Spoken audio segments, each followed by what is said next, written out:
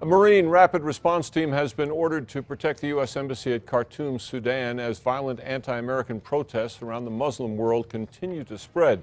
The bodies of Chris Stevens, the U.S. ambassador to Libya, and 3 other State Department staff were met by President Obama at Andrews Air Force Base this afternoon. They were killed in the assault on the diplomatic compound at Benghazi, Libya, in the first eruption of the violence that has now spread to at least 23 countries. Much of it is fueled by anger over an anti-Islam film produced in the U.S., but terrorists have seized on that anger to escalate their own attacks.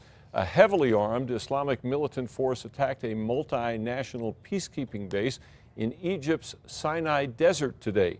Hundreds of New Mexico National Guard troops are part of that force, which monitors the peace between Israel and Egypt. And several dozen of the New Mexicans are at the base that was hit today. News 13's Amanda Goodman has that from the Newsplex. Amanda?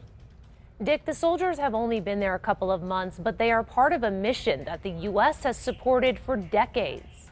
For 31 years, the peacekeeping force has been in the Sinai. And New Mexico National Guard Chief of Staff Tim Paul says for 31 years they've done a great job and faced only a few minor flare-ups until today. We received reports that the northern camp in the Sinai Peninsula of Egypt was attacked by armed aggressors, breaching the security containment area. 45 New Mexico National Guard soldiers are stationed at that camp in El Gora. They belong to the 615th Combat Support Battalion, which is headquartered in Springer, but has troops from many communities. It's horrible for families. That's the hardest part, but the good news today is they'll all be fine. In fact, no U.S. soldiers were hurt during today's firefight. But with violence sparked by that anti-Islam film still spreading through the Muslim world,